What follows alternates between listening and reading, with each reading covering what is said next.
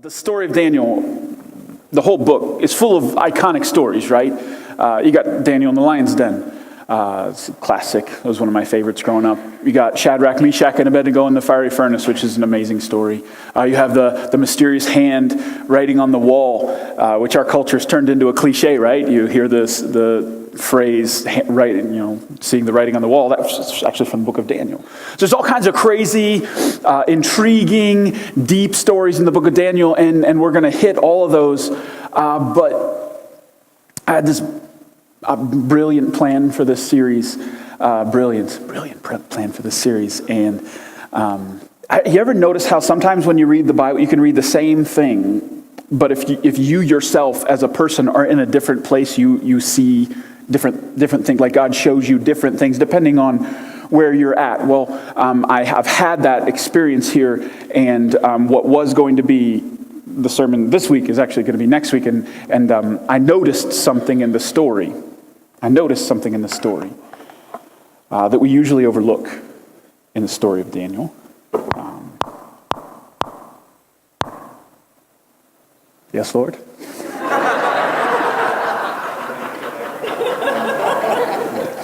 Is that Morse code? Does anybody speak that?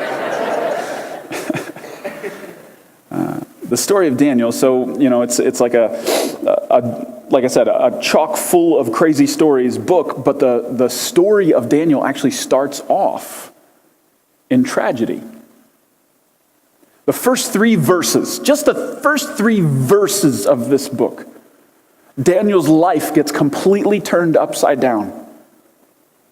Now he ends up, Daniel, if you know anything about the Bible, Daniel ends up one of the most powerful prophets, the most faith-filled. His prayers move the world. He's influential. Daniel's just a powerhouse in the Bible, but he didn't start there.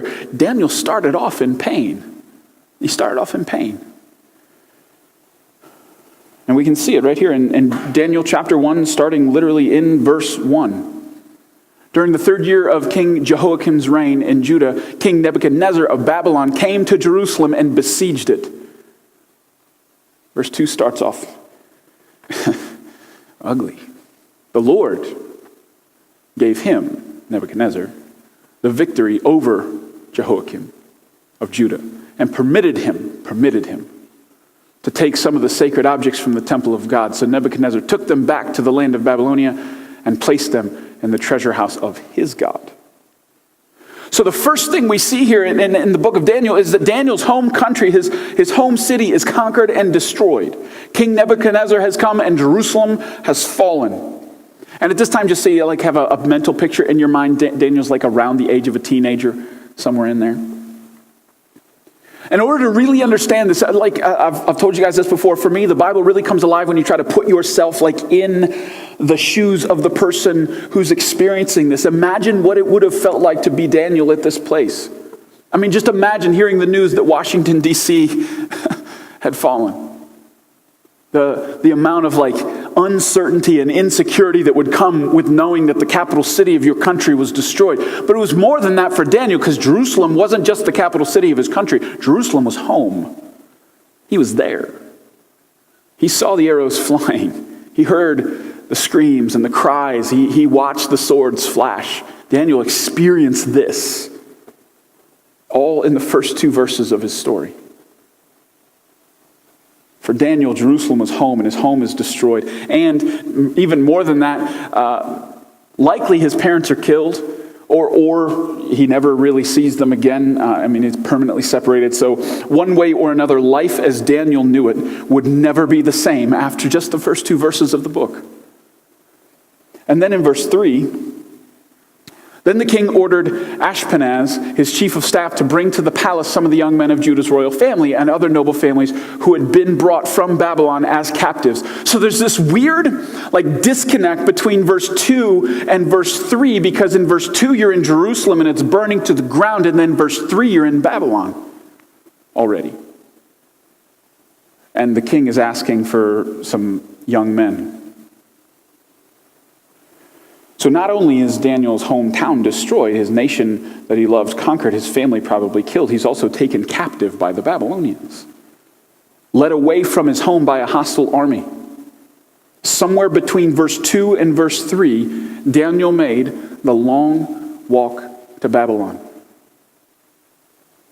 Everything he ever knew, gone. Can you imagine that? Looking back over your shoulder, watching the smoke rise from your former life. Imagine that walk. You start walking and you can maybe still smell the smoke. You keep walking and eventually you can't see the city anymore. You just see the cloud of smoke on the horizon. Then eventually as you're walking, you don't see anything. Imagine the feeling you'd have. Daniel's whole world turned upside down. The journey from Jerusalem to Babylon is about a 900-mile walk. In those days, it took about 4 months. 4 months to make a 900-mile walk. 4 months worth of a journey that he never wanted to make to a destination he never wanted to visit. Pain behind him, hardship in front of him. So what I feel like I'm supposed to talk about today is what happened on that journey. What happened in the long walk to Babylon? It's strangely skipped over. You teleport from Jerusalem to Babylon in the story, but it didn't teleport. He had to walk 900 miles. It took him 4 months. What happened? What did David experience as he processed his pain walking? What was he going through as he experienced the disorienting feeling of an unexpected tragedy, his head reeling? You want to know the biggest miracle in the book of Daniel? The biggest miracle in the book of Daniel is not Shadrach, Meshach, and Abednego surviving the fiery furnace. The biggest miracle in the book of Daniel is not that Daniel used a lion's mane as a pillow for one night, as miraculous as that is. And it's not that, some hand wrote some words on the wall. It's not that Daniel was able to interpret dreams that he wasn't even told the dream. He was still able to interpret. It's none of that. The biggest miracle in the book of Daniel is that Daniel arrives in Babylon 4 months after his life is upended with a fierce and stubborn faith in his God. That is the biggest miracle in the book of Daniel. His life was destroyed in the first 2 verses, and we don't even read it. Have you ever noticed that? This is shocking to me that Daniel, if you ask my mom, she'll tell you, growing up, it was Daniel and David who were my favorite biblical characters. I've read this story thousands of times, and I always skip these verses. And I've missed that, oh my gosh, how did he do that? And he doesn't even stumble out the gate. We'll see next week. He doesn't stumble out the gate in his faith. He gets to Babylon, head up, shoulders back, ready to serve his God. That is the biggest miracle in the book of Daniel. So the question we have to ask is how? How in the world did Daniel go through what he went through and end up 4 months later stronger on the other side? How did he end up closer to God when everything in his life was pulling him away from God? What happened on this 4-month walk? We need to know this. We need to know this.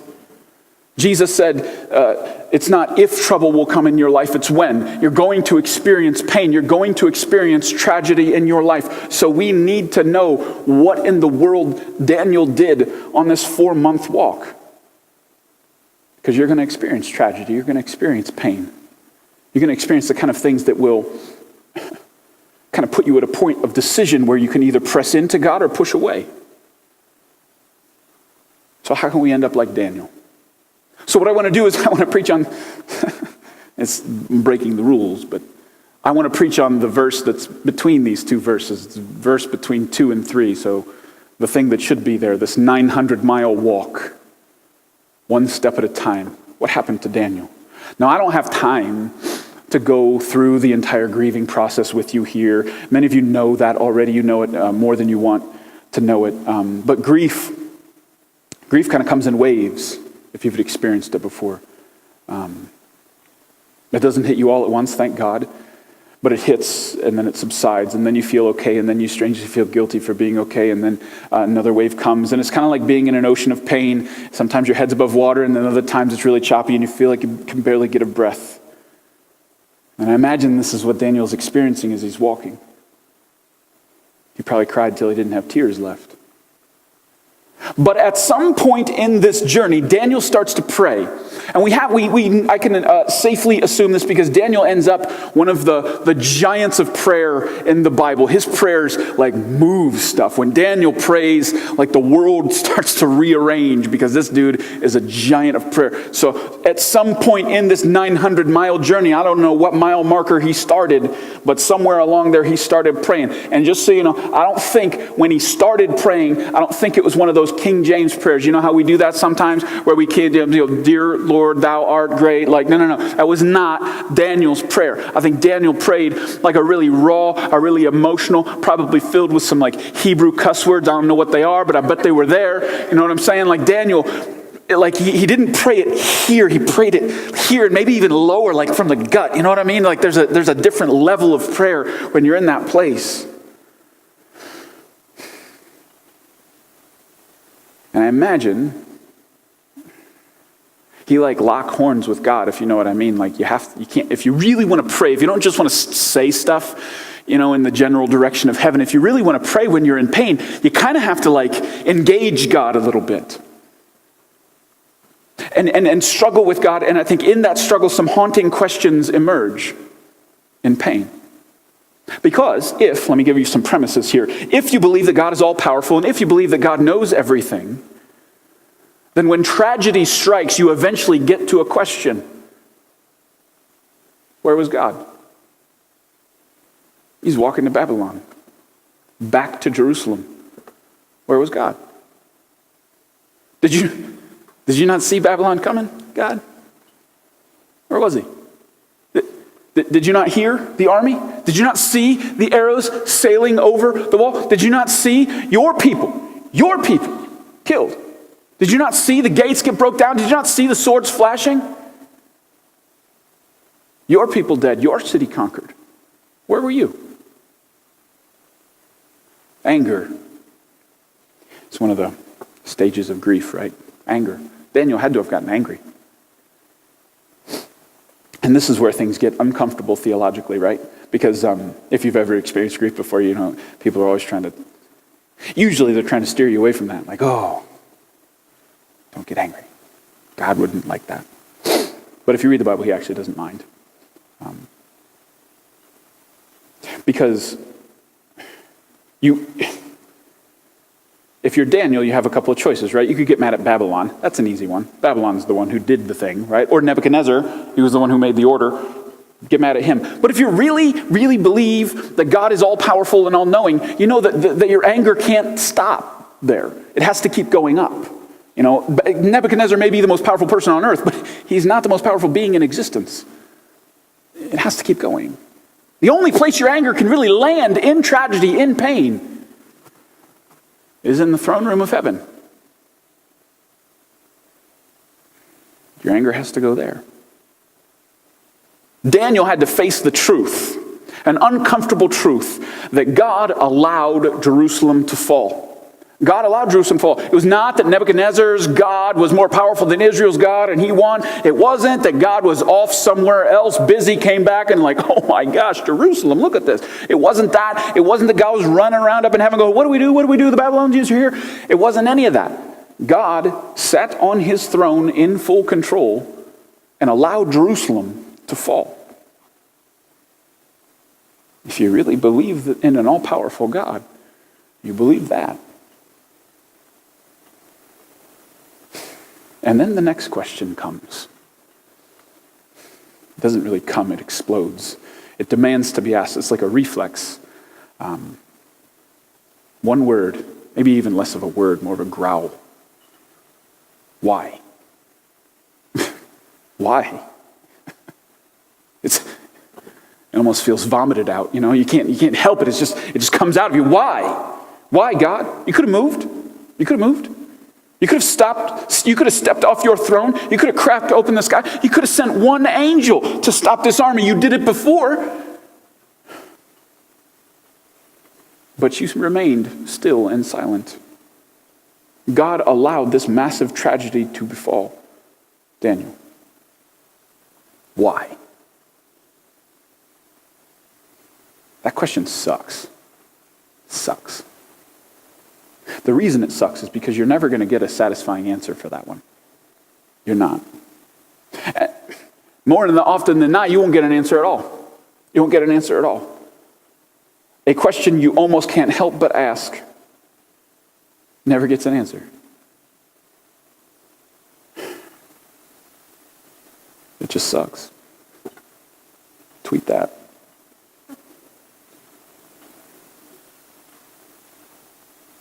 But to dig more into the question, because you can't not try to answer it right. It's worth trying to answer even if you don't think you can get one. In order to try to answer the question why, you have to peel back the physical and ask and look at the spiritual, right? Because we're not really interested in the physical reasons why Jerusalem fell to Babylon. You can figure this out pretty easily. Babylon's more powerful than Jerusalem. They felt like taking it, they did. Like, it's not, those whys don't really do anything for you. You have to peel back the physical and look at the spiritual, because those are the answers you're really interested in. You really want to know, spiritually why that happened. So in order to do that, we have to switch stories for a moment. We have to go backwards in time to a story of a guy named Job. Job is the most iconic story of tragedy, really I was going to say in the Bible, but in history. Job experiences the worst this world has to offer. And if you don't know the story, everyone he loves dies. He loses all of his wealth. He gets sick. Well, 4 people in his life survive, his wife and his 3 friends, but the way they treat him, that's actually part of his curse, not his blessing, because they're just horrible people. And yeah, take that how you want. But it was. The important part of the story of Job is that God actually pulls the curtain back and says, here, come here. I want to show you the spiritual thing happening behind the scenes as Job is suffering in the physical. I want to show you what's happening in spiritual. And it's really important for us to know. Now, Job never knows this, but we get to know. So here's what happened. Job 1, 9 through 11. Satan replied to the Lord, yes, but Job has good reasons to fear God. You have always put a wall of protection around him and his home and his property. You have made him prosper in everything he does. Look how rich he is. But reach out and take away everything he has, and he will surely curse you to your face. So what we have here, the behind-the-scenes view that we get, is a cosmic showdown. Satan versus God. And Satan knows he can't arm wrestle God. He can't beat God. So what Satan does is the thing that he's good at. He makes accusations. And he believes that God has set things up in a way that he's only worshipped by humans because of what God does for us. That's what Satan's saying. God is not objectively worthy of worship. He's only subjectively worthy of worship, and the subjective nature is largely dependent on our circumstances. Basically, Satan's accusing God of bribing us to love him. That's what he's saying. Take away the payoff and they'll be done with you, God. Humans love your gifts, they don't love you. This is the best he can do to take a shot at God. The best he can do to swing at God is to say stuff like this.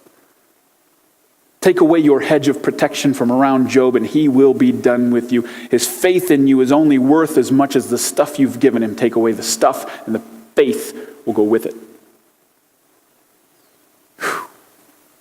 These are deep, cosmic level questions, right, that Satan's bringing up. So what happens in this story, this is the behind the scenes, but what happens is that Job gets put on display. Exhibit A in the courtroom of heaven, Job. Question, is God worthy to be worshipped if he takes everything away from you? Let's watch it play out. Imagine the scene in heaven. I don't know, arena-style seating for billions. Angels upon angels upon angels watching the scene unfold. Satan on one side, God on the other. Satan jeering. Angels watching in rapt attention, leaning in on the edge of their seat. What's Job going to do? What's he going to say? Is God worthy to be worshipped no matter what? Is God still good when bad things happen? All heaven wants to know. All heaven wants to know. They're holding their breath. It seems to me that this scene plays out on repeat in the lives of every human. Satan with venom in his voice, talking to God. Daniel only worships you because you've put him in Jerusalem and you've blessed his family. Daniel won't worship you if you take that away. Destroy Jerusalem. Take him to Babylon. He'll give up on you. Same scene, different actors. Satan says the same thing about you. You know that? Your faith is only as deep as the things God has given you. If God would take them away, you'd be done with God. It says the same thing about me. So, these past 11 days of my life have been some of the hardest. I feel like I need to sit down to talk to you about this.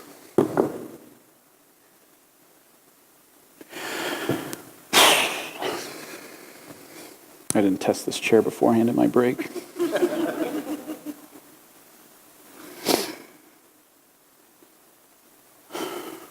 Wednesday, February 6th,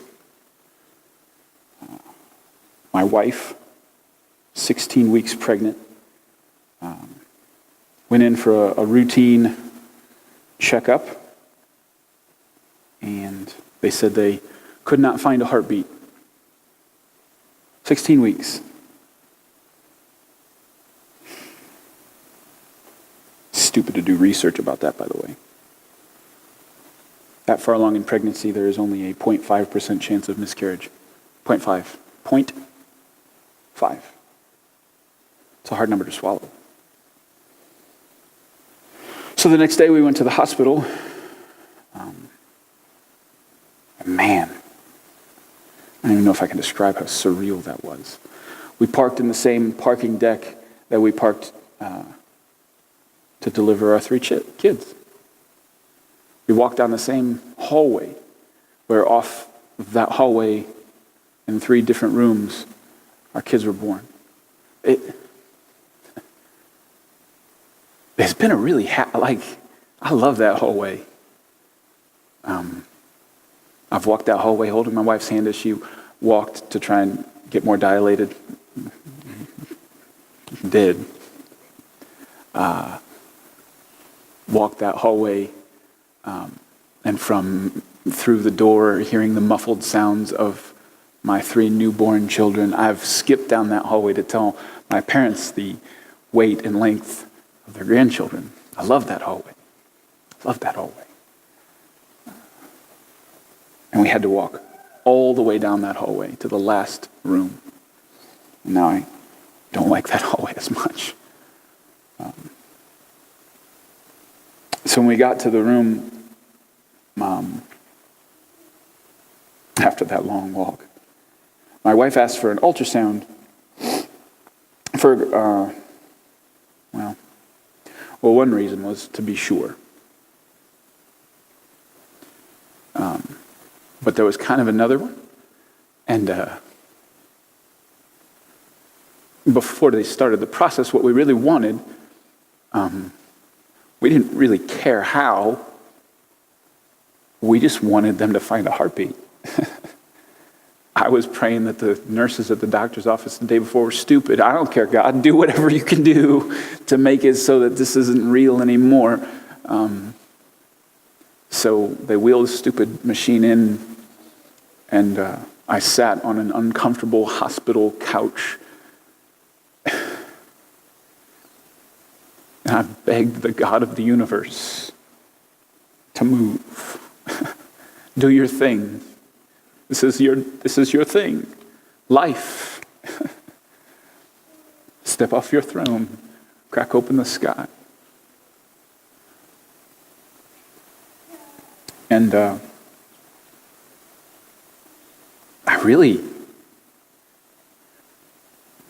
don't have time to go into all the details of the things I've felt in the past 11 days, but man, I made the mistake. I've been watching a lot of sermons lately, and I made the mistake of clicking on the wrong one, what the guy was talking about. If you just have enough faith, if I could have fought him physically, dude, I had more faith on that couch than I've ever had in my life. I absolutely believed that God could do whatever he wanted in that moment.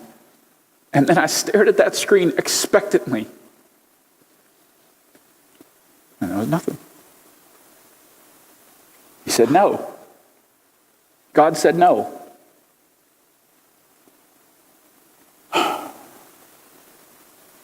hard no. And then my wife endured 12 hours of labor to deliver a 2-ounce, 6-inch baby boy whose heart had stopped beating a couple of days previous. She held him, and we cried a lot. And then when it was time to go, I asked if I could carry him in a little basket down that damn hallway because she'd gotten to carry him for 4 months and I wanted to carry him just once. And I don't know, I thought it would honor him, if that makes sense. I don't know if it makes sense. So I walked down that hallway. And there I found myself in the courtroom of heaven, on display, facing an ancient demon and asked an ancient question. Your God still good, Adam? God's still good when you're surrounded by evil? God's still good when death enters the picture unexpectedly? God's still good when you're carrying your baby boy down a hallway 5 months early?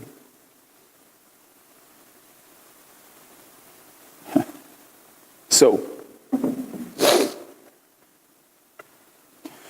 ancient demon on the platform that God has given me,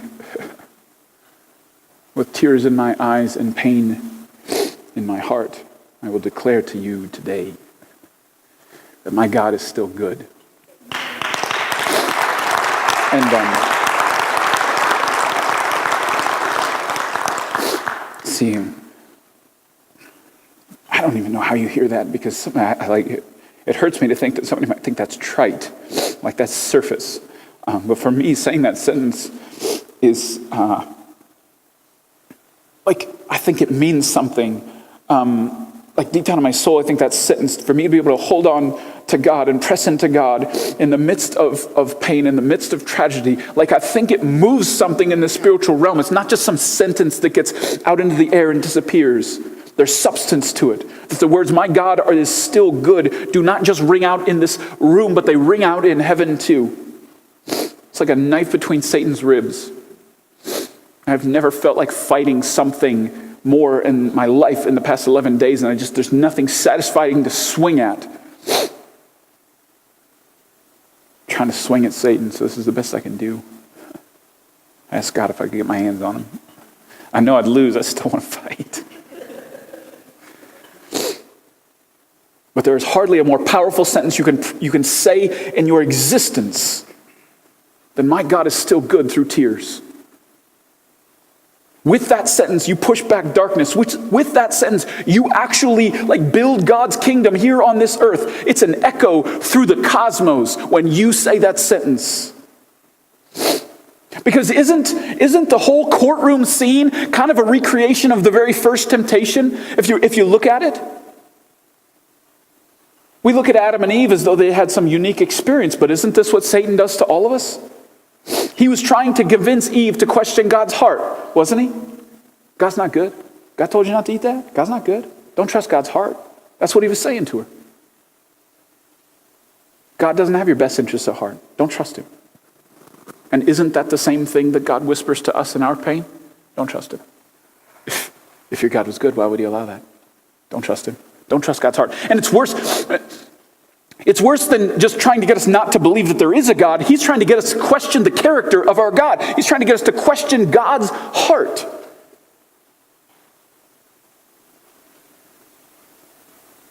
So he hands us a fruit of doubt or a fruit of distrust.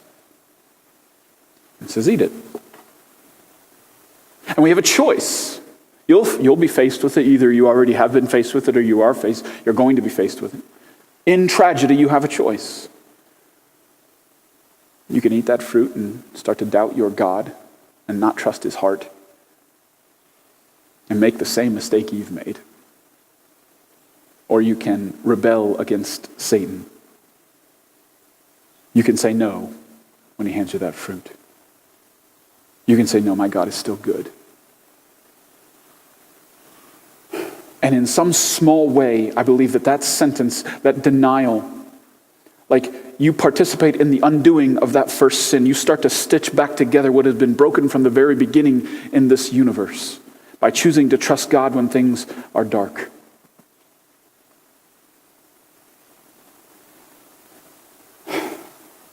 And by the way, another observation I have as I'm experiencing pain acutely, the temptation always is to like get out a microscope and examine everything really close. But I think a really helpful thing is to back up from your pain and get out a telescope. Like, especially when you're struggling with this question of whether or not to trust God's heart. When you're in pain, it's so hard to trust God's heart. But do you trust that your God is so big and so wise that God has a billion plans going on all at once, and he promises to make good of every single thing that happens to you? If it takes a year, if it takes 50 years, if it takes a billion years, God says, I'm going to make right that wrong someday. Do you trust me? And you have to back way up to be able to see it. That the good that God has planned for you in your pain will be eventually like a tsunami hitting a raindrop of this tragedy in your life. We always, philosophers argue over whether or not God can even the scales of the evil you felt in your life versus the good, but that's absurd. God's going to wash the scales away. They're going to be swept away in his goodness. For billions and billions of years, this pain that I feel acutely now will become a minor. Oh, what was that one time? Oh, yeah. You have to back up. At some point in this 4-month walk, Daniel said the sentence, in some form of the sentence, my God is still good. Instead of pushing away from God, he presses in. Instead of allowing his pain to be a wedge between him and God, he forged it into a sword. And he fought evil. I mean, think about this. The entire book of Daniel follows this 4-month walk. The entire book of Daniel. His spiritual journey starts on this walk. He's a captive in a foreign country, but he ends up rising to leadership and power in a place he really never wanted to go. Daniel actually ends up in like upper level leadership in this kingdom under 4 separate kings. 4 separate kings. He survives 3 regime changes as a captive. That's unheard of, isn't it? And he influenced all of those kings towards faith in God. Some of them, scholars would argue, actually became believers in God because of Daniel's influence. And the entire culture at times gets bent and swayed towards God because of Daniel's influence on that culture. And even crazier than that, check this out. So you know the Christmas story, right? Where the wise men come from afar and they're following this star. Have you ever asked the question where the heck they came from and why they knew a star meant something? You know where they come from? Same place Daniel went. You know their title, wise men? You know what title Daniel had? He was a wise man. Daniel's mark that he left on this kingdom was so deep that hundreds of years after he was gone, he still left this legacy of faith, this legacy of these prophecies and all these things that were coming, so that when these wise men, hundreds of years after Daniel had died, they look up in the sky and they see a star and they're like, that means something.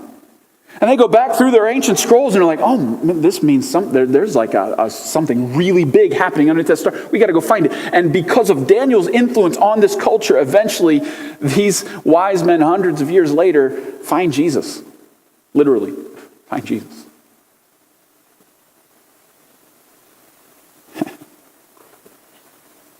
One of my favorite quotes, and it's becoming more important to me, is this one. In the darkest moments of your pain, God is planting his explosives behind enemy lines. I think you'll be hard-pressed to find a story in the Bible that fits that description more than Daniel. 4-month walk to Babylon. God moving him like a chess piece, planting him like a holy bomb in a culture that did not know God. They're about to meet him because of what God did in Daniel's life. And it started with tragedy. It started with pain. It started with anger. It started with questions. And what Satan meant for evil, God snatched it out of his hand and used it for good. Do you realize there's purpose in your pain? Purpose in it. God can use it. But you have a choice. I think you actually kind of get to choose whether it will be used for good or not. I think you get that. You get the dignity of the choice. And it's not just like a choice. It's not like a multiple choice question. It's more like a fight. You have to choose whether you want to fight or not for purpose. You have to choose to fight for that sentence. My God is still good. You have to choose to give that pain to God and allow him to use it. Another quote that has meant a lot to me and now is meaning something different now that I read it is one from a guy named Alan Redpath. He says, when God wants to do an impossible task, he takes an impossible man and crushes him. And I would also read it this way. When God wants to do an impossible task, he takes an impossible woman and crushes her.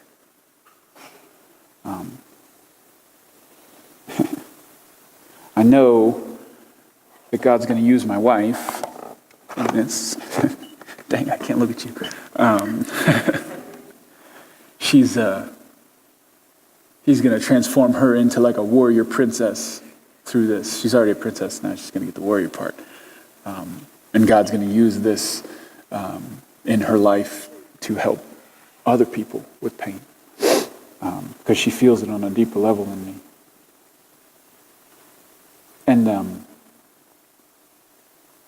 if you're in pain, you might be tempted to say, so what? It still hurts. True. Just because God's going to use it doesn't make it hurt any less. It really doesn't. And let me end with this. Maybe all of this rang hollow with you. Maybe you still have a hard time with like the mental image of God sitting on his throne, aloof from your suffering, not moving when he could have. Maybe you have a hard time with that mental picture, and I will admit, so do I. But it's wrong in a couple of ways. First of all, he's not sitting emotionless, chin up. He's in it with us. His tears are falling like meteors in heaven. When we experience pain, he experiences it with us. He's not aloof. When he says no, it's because he's got something so much bigger planned that we can't see it. And maybe even the image of God being on this throne, even an emotional God, isn't the one that we should have. Maybe we need to remember that the way God worked in this universe is not to stand aloof from pain, but that the whole point was for him to enter into it with us. That's what he did in Jesus, right? God does not stay on his throne. He entered into the pain of this world as a baby himself. He experienced the same pain. He understands on an experiential level what it's like to look at the body of his lifeless son. He knows that too. And he enters into our pain with us. Jesus came to earth to die on the cross and to experience what it's like to breathe this sin-infected air so that he could ultimately conquer it. And that now we can, through what Jesus did on the cross and the forgiveness of our sins, hold on to a promise now. We have a promise that death will not win. That Jesus rising from the dead was a sign, a flag in the ground to say, it's not going to win forever. Death is not permanent. and that sometime in the not too distant future, death will be no more. And God will end this earth and he will build a new one where this feeling will not exist anymore. So if you've experienced deep pain in your life, I want you to know God knows how you feel, and he draws close to you in that. So, the question, either you have needed to answer it, and maybe you still need to answer it, or maybe you're going to need to answer it, but in your pain, will you say, my God is still good? Will you trust God's heart in the midst of a circumstance that doesn't really make sense to you? Will you trust him? I hope you do.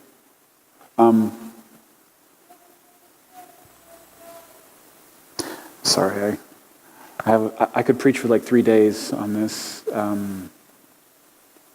I hope you see what I felt compelled to preach this today, because I wanted to be able to preach it from here. I've preached on suffering before, and I think I myself in this moment would say to that guy then, easy for you to say. And I wanted to preach it from here so you'd know it was real. All right, let's pray. Worship team, would you guys come up here? I'm sorry, I forgot to invite you all up. We're going to sing one more song. And man, sometimes I feel like worship songs, when we're able to sing, they're like a way for us to express these declarations that God is still good from the depths of our soul in these songs. So why don't you stand up and I'll pray, and then we can sing together to end today. Jesus, I have felt your presence in a different way these past 11 days. And it's good. Not that I want it, but I am grateful for your closeness. And I pray that the people in this room, Lord, that when tragedy strikes, that they would remember that they are in the courtroom of heaven, and that there is being a question asked of them, an ancient question, and that there's power in the answer that they give in that moment. And even if they have to struggle for it, even if they have to fight for it, even if they need a minute, even if they need a week, even if they need a year, that eventually they would get to the place where they would declare from the depths of their soul, but you are still good. In Jesus' name I pray. Amen.